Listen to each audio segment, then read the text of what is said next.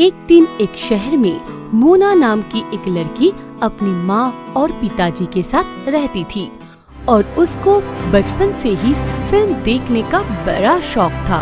और मोना जो फिल्म देखती थी उसी फिल्म की कैरेक्टर के ऊपर प्रभावित होकर उस कैरेक्टर में घुस जाती थी। और ऐसे ही मोना बड़े होने के बाद भी पहले जैसी करती रहती थी। और इस तरह एक दिन मोना एक फिल्म देखकर अपने माँ से बोली, तेरी उंगली पकड़ के चला, ममता के आंचल में पला, माँ ओ मेरी माँ, मैं तेरा लाडला। बेटी मोना, तुझे क्या हुआ है? आज कौन सी फिल्म देख ली? माँ, मैं आज अनिल कपूर का फिल्म देखी है। बेटी, तू कब समझेगी? अब तो तू बड़ी हो गई है और कुछ दिनों के बाद तेरी शादी भी करवा दूंगी। मुझे वो सब नहीं पता, ये मुझे अच्छी लगती है। बेटी, तू अपनी पढ़ाई पे ध्यान दे, ये सब करना बंद कर।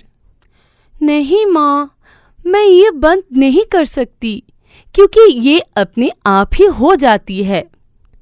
तू पूरी तरह से अपने पिताजी पर गई है। और ऐसे ही कुछ दिनों के बाद एक दिन मोना अपने माँ से कहने लगी, माँ, मुझे फिल्म का एक्टर बनना है। क्या? तेरा दिमाग तो ठीक है? हमारे घर की लड़की होकर ये सब करना चाहती है? लेकिन माँ, मुझे फिल्म एक्टर बनने की चाह बहुत पहले से ही है। अपने सपनों को अपने पास ही रख, क्योंकि एक्टर बनने के लिए बहुत पैसा भी लगता है। पैसे की क्या जरूरत? मेरे काम के वजह से मैं एक्टर बनूंगी। लेकिन बेटी मोना, आज के जमाने में कोई भी बिना पैसों से एक्टर नहीं बन पाता है। ये बोलकर माधवी अपने घर के अंदर घुस गई।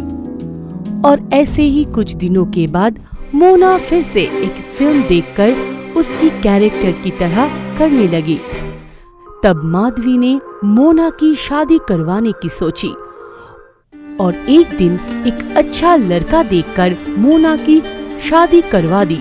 और मोना अपने ससुराल में जाने के बाद एक दिन अपने हस्बैंड से बोले, सुनिए ना, मुझे ना आपसे एक बात कहनी है। हाँ, बोलो ना, क्या बोलना चाहती हो? अमित, मुझे ना फिल्म देखने का बड़ा शौक है। मुझे एक सीडी प्लेयर खरीद कर दोगे? हाँ, दूंगा, क्यों नहीं। अरे तुम मेरी बीवी हो यार। फिर अमित मोना के लिए एक सीडी प्लेयर खरीद कर लाती है। अमित को मोना के बारे में कुछ भी पता नहीं था। मोना जो फिल्म देखती थी उस फिल्म की कैरेक्टर में घुस जाती थी। और ऐसे ही मोना ससुराल में भी फिल्म देख के उस फिल्म की हीरो हीरोइन की तरह हरकत करती थी। और एक दिन मोना की सास आनंदी ये सब देखकर अमित से कहा, बेटा अमित, बहू को ये क्या हो गया है? वो फिल्म की हीरो हीरोइन की तरह क्यों करती है? मुझे क्या पता माँ, मैं क्या मोना को पहले से जानता था? वो तो है, तू नहीं जानता। मैं ही देखकर शादी करवाई थी। इस लड़की को इस घर में लाई थी, मुझे भी पता नहीं था। तो अब मैं क्या करूँ माँ? और ये बोलकर अमित रूम के अंदर घुस गया। फिर आनंदी पीछे घूम के कुछ देखी और चीखने लगी, अरे अमित बेटा, जल्दी आ। क्या हुआ माँ, क्या हुआ? फिर दोनों मोना को देख के चौंक जाते हैं। देखते हैं कि मोना सामने पुलिस की ड्रेस में खड़ी है।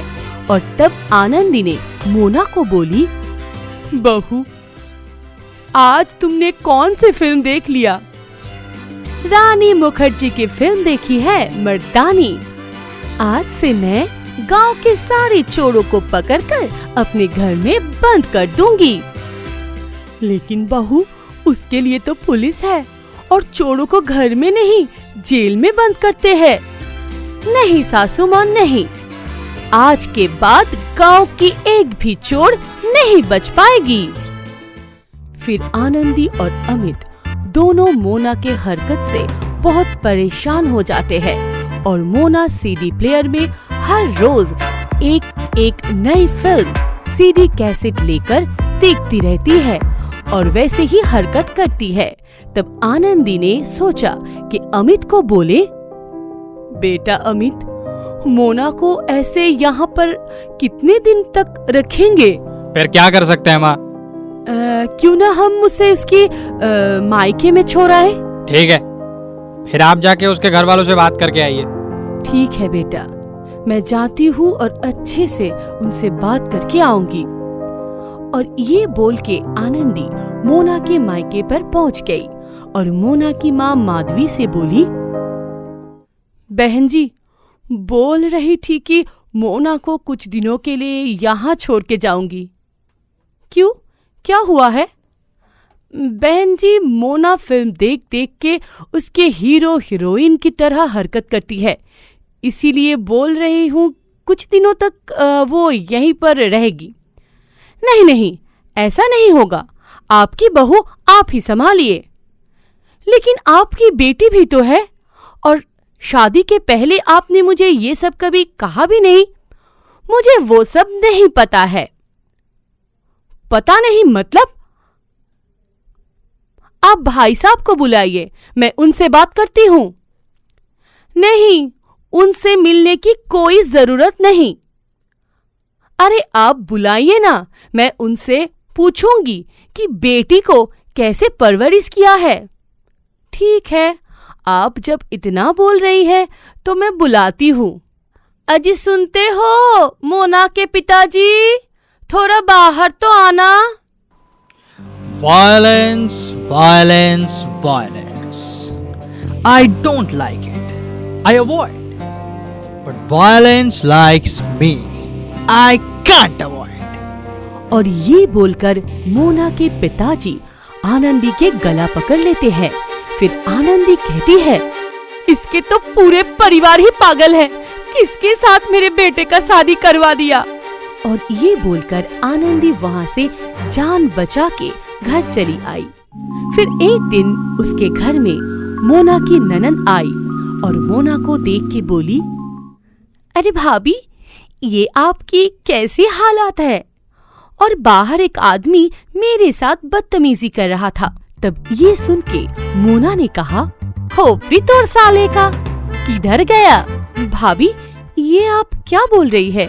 और उसे चोट लग जाएगी तो हमें उसके इलाज के लिए पैसा भी तो देना पड़ेगा ना। 150 रुपया देगा।